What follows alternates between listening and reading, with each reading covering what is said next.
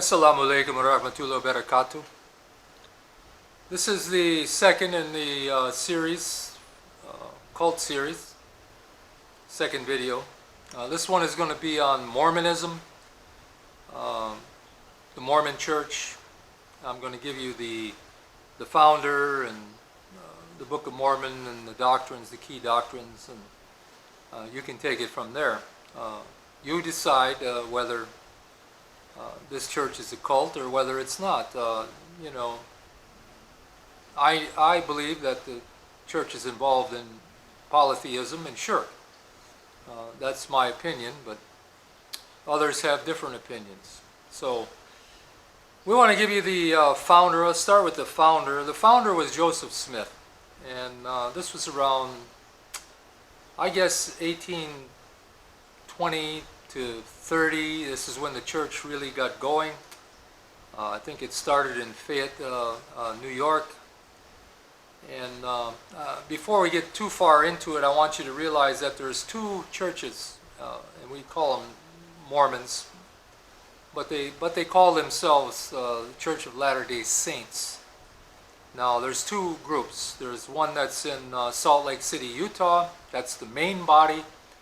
And there's another in Missouri, and they call themselves the Reorganized Church of Latter-day Saints. It's quite different. They have some different doctrines. Polygamy is banned, and they don't practice polygamy. And they separated from the other group for some different doctrinal views. Okay, the main one in Salt Lake City has been under scrutiny all the time. There's been a lot of problems. These are the most influential group that we would call cults in the United States, meaning that they got the most influence and the most money. A lot of politicians were Mormons. Thinking of Romney. Romney's a Mormon. There were others throughout history.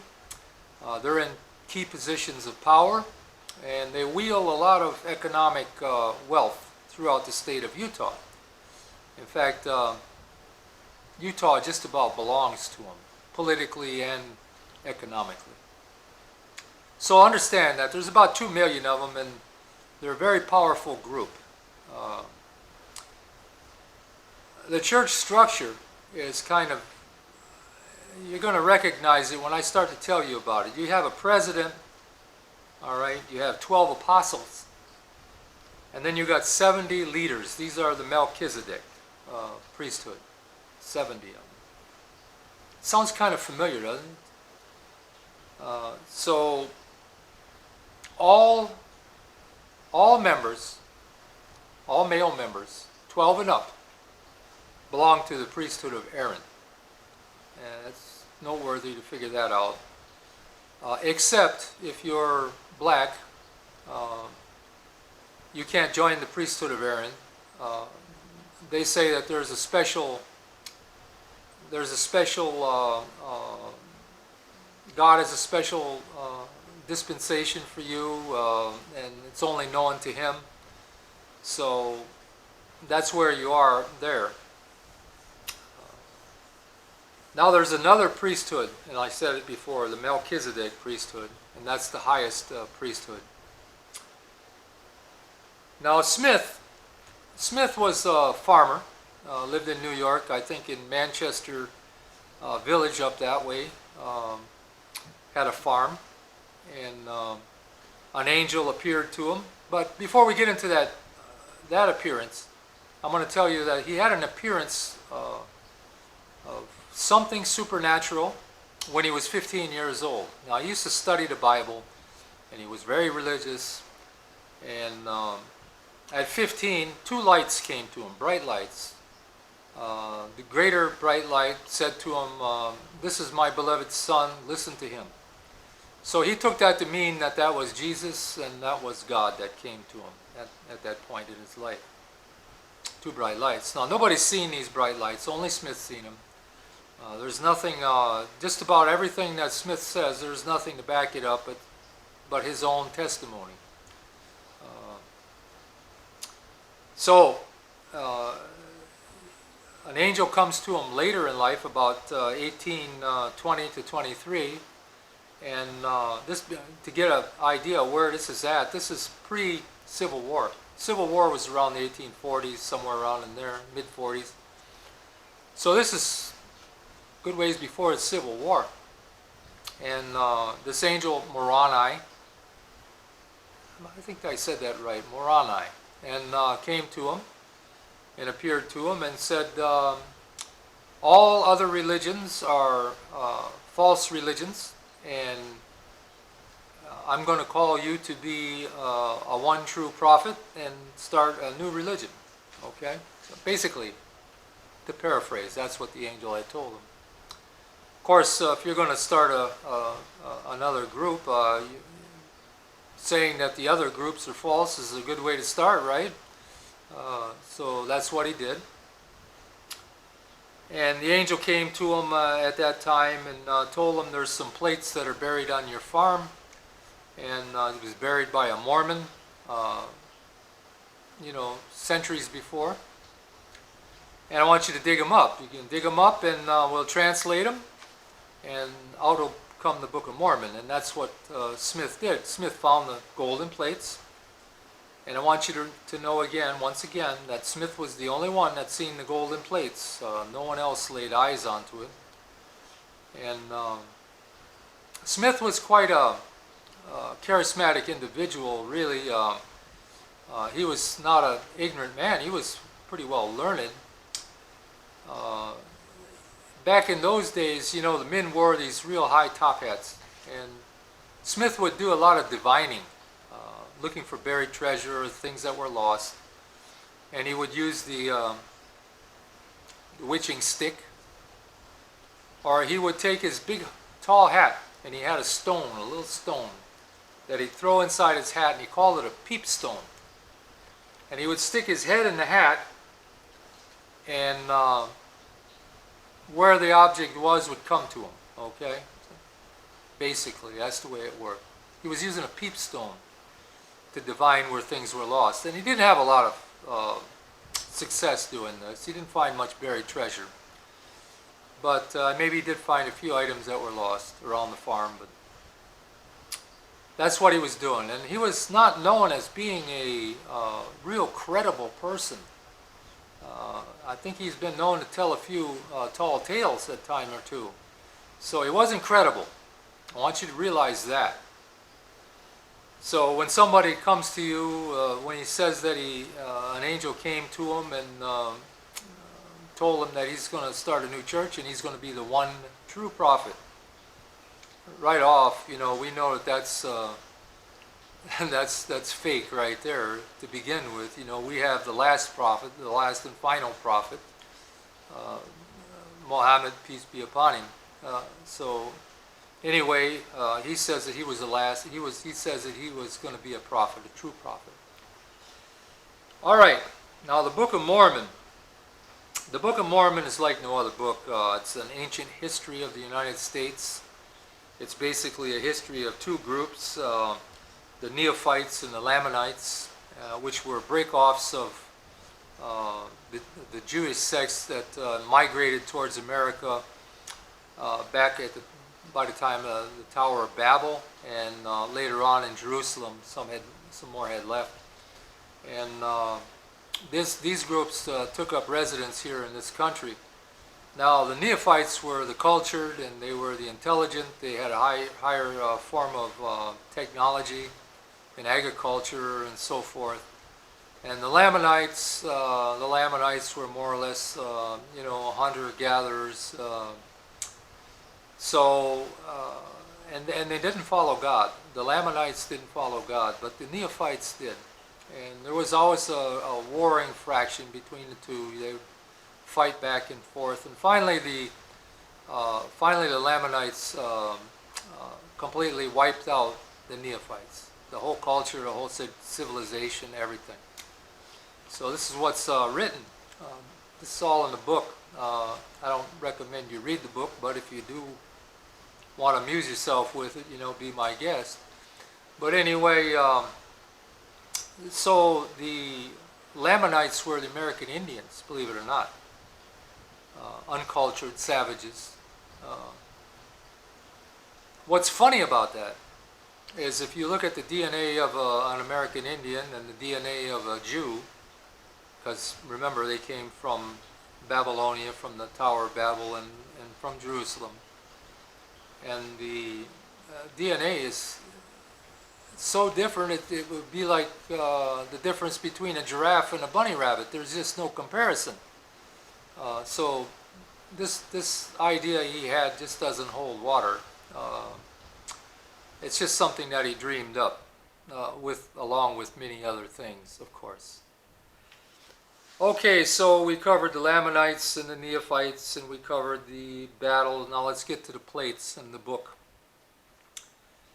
Smith digs up these plates on his farm, and they're about the size of an envelope. They can be easily stuck in his hat.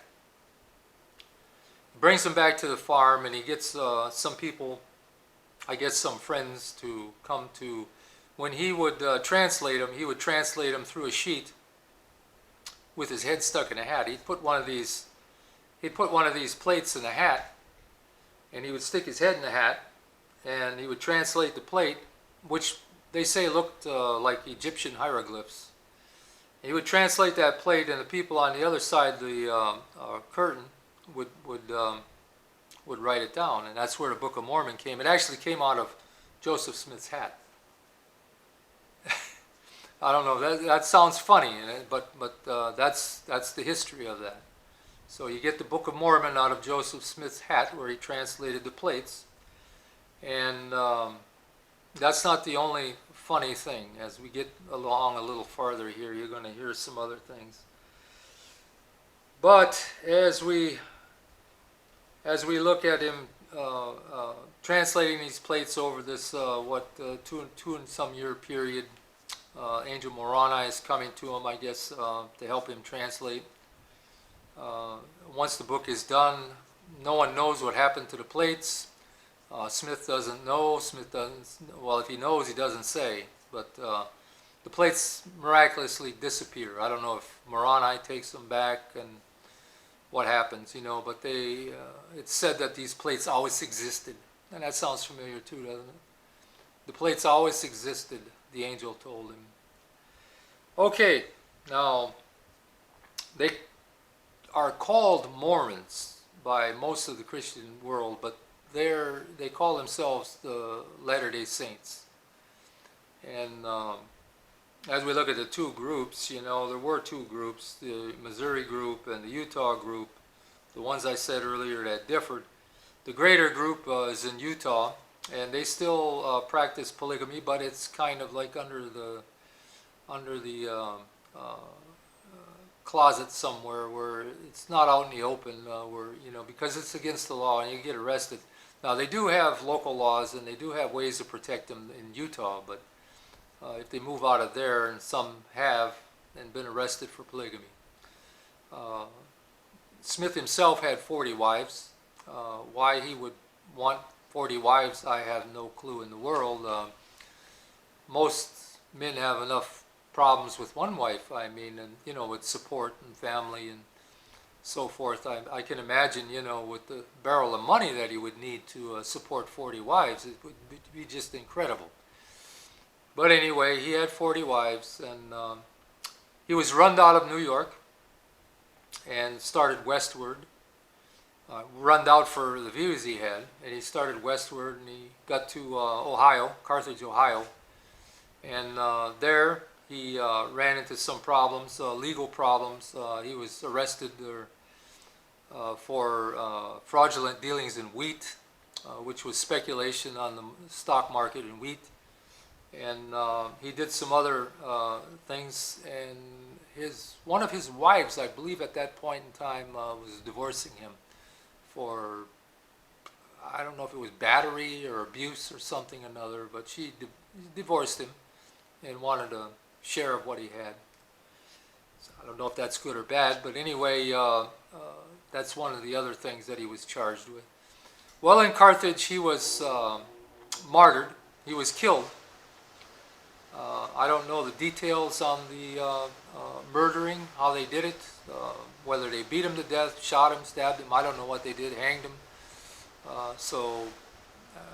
I just didn't dig that far into it. I didn't think it was that significant. But suffice it to say that he was martyred. And the successor he had was Brigham Young.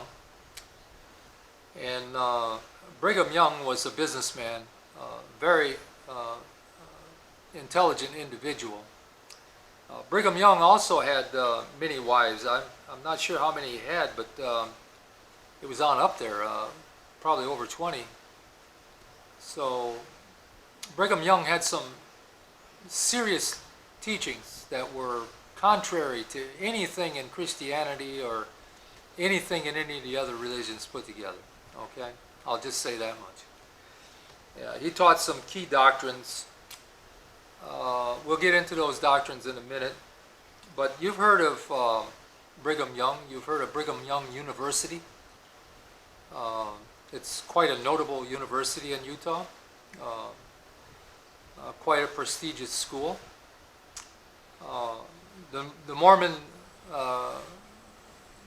Tabernacle Choir, you heard of that. I mean, every Christmas they sing the holiday songs.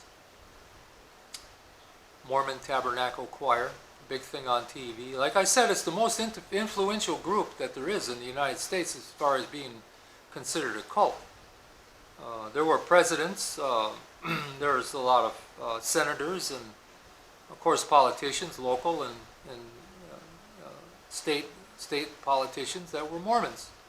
So, big group, a lot of power. In Utah, they control what goes on in Utah, for sure. Okay, now Brigham Young had some really peculiar doctrines. One was that Adam, I don't know if you knew this or not, but Adam was God, and he came down from heaven with one of his wives, Eve. I guess he left the others back up in heaven, but Adam was God. That's what Brigham Young taught. How you can believe that, I have no clue in the world. It's just a little bit of sense in your head, and it just doesn't. That right there is shirk in about the highest form that you can get, and what Christians would call blasphemy, for sure. But anyway, he claimed that Adam was God and brought one of his wives down, and that's how they populated the world. And we're all gods. I don't know if you knew that, but we're all have the destiny to become gods. Now, the idea why they have 40 wives, polygamy, is because there's these spirit seeds that are up there in heaven, and the only way they can get released is through a body. So the more children they have, the more wives become pregnant, the more children you have, and this is the wife's duty. This is how she's saved, by the way, through propagating these huge families of children. And that's why they have so many wives, so they can release these gods down to the earth. Now, we're all gods, he said, and our job here on earth is to release the rest of the gods that are up there. So this is what they believe. Now, you could say what you want about it, but 2 million people believe this. So, I had a guy comment on one of my videos, and he said, well, why do people believe these cults like this? And it's simple, because when you start into one of these things, you're not told all the information I'm giving you. You're not told this stuff, and chances are you don't look for yourself. You just fall into it. Maybe a friend brought you in, maybe a Mormon girl. I don't know how you got there, but you become Mormon, and you don't learn these things until later on, and then you're well hooked. And people are less likely after you've been into a movement for a while to get out of it. We've seen that with some of the other cults that are really divisive, like Scientology and some of these others. It's really hard to get out of these movements.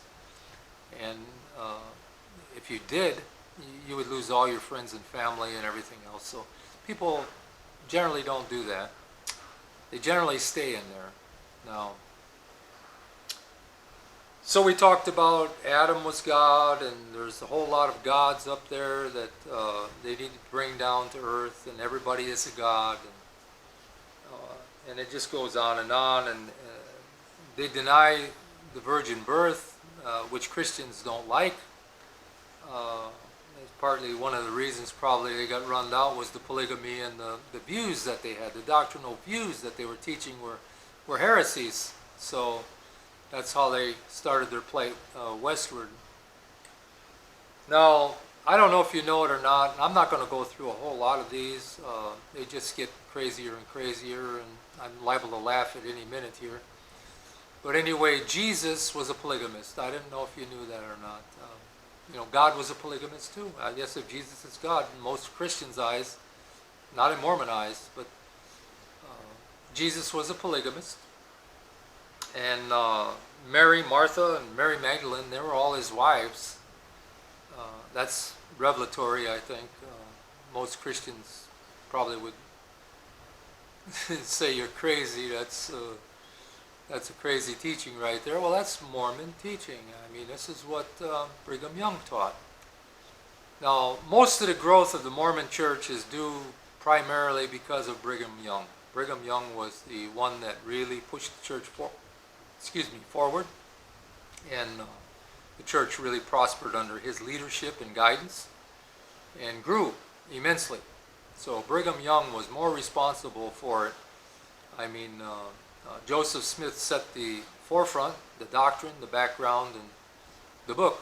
And Brigham Young went with it from there, and you have what you have today. There's missionaries all over. There's missionaries all over the world. I hope you enjoyed this video on Mormonism. And stay tuned. We're going to have some more videos coming up in the series. Probably do about 4 or 5. We're going to do probably all the major considered cults in the United States, so you get some idea, because you probably maybe you live in towards Utah or something, but so it helps to know what your friends and family or your workers on the job, what they believe, right? So learn these things. You'll be better off for it. You can't walk up to somebody and start to ladle them over the head with all these errors and problems, but if you present these things little by little as a question, it'll go a lot farther than if you just take and sit down and machine gun all these things you learned and these crazy things. If you'll ask them questions about those things, little at a time, you'll do a lot better in reaching these people. Keep that in mind. I want to know what's under your turban, so to say. So write me a comment, send me an email. Tell me how you like this series. We're going to have some more. Like I said, it's going to go on for some time. There's so many cults. I mean, you could go on for a whole semester in college with this one subject, So, write me a comment. And if you want to, it's americanislam.ed@gmail.com. And you can shoot me a line there. You can shoot me an email there. You can write a comment underneath the video. And stay tuned. If you're not a subscriber, I would encourage you to become one. It's not mandatory. But if you did become one, you could hit that bell and you'd get all the videos when I produce them. And you could stay in tune that way. I think there's some interesting material here, and I think there's some interesting material I'm going to be coming up with in the future. So stay tuned. Assalamu alaikum, brothers and sisters. May Allah keep you safe. May you prosper. And may everything come out to the betterment of Allah.